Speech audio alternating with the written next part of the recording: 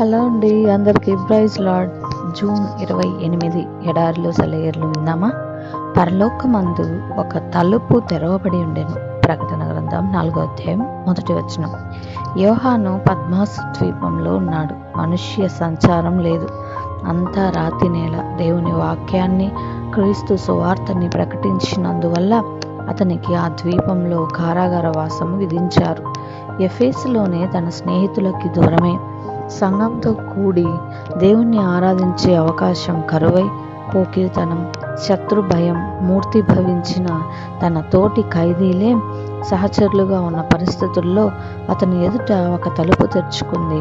దర్శనాలు కలిగాయి. యాకోబుని గుర్తు చేసుకోండి.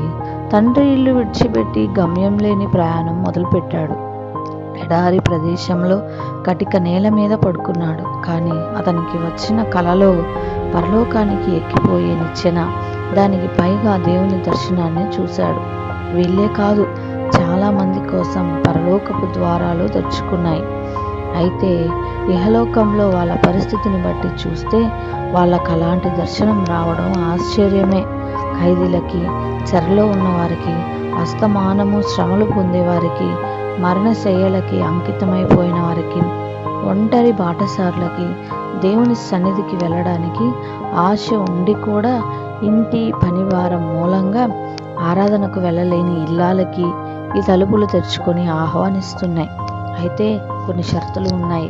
ఆత్మావేశం అంటే ఏమిటో తెలియాలి, హృదయశుద్ధి ఉండాలి, విశ్వాసంతో విధేయత ఉండాలి, క్రీస్తు అనే జ్ఞానం కోసం సమస్తాన్ని నష్టంగా ఎంచుకోగలిగి ఉండాలి.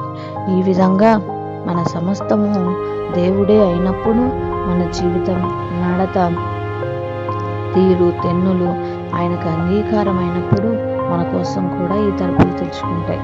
దేవుని పర్వతాలు గుబులు కలిగిస్తున్నాయి. విశ్రమించమన్నాడు అక్కడ కొద్దిసేపు. శుభ్రమైన గాలి వీచే కొండ చర్యలు, ఉదయ సంధ్యకి తొలి ముద్దు ఇచ్చే శిఖరాలు, దేవుని ఎడారులు విశాలంగా గోధుమ వన్నెలో ఉన్నాయి. అంతులేని ఇసుక సముద్రంలో ఒంటరితనం.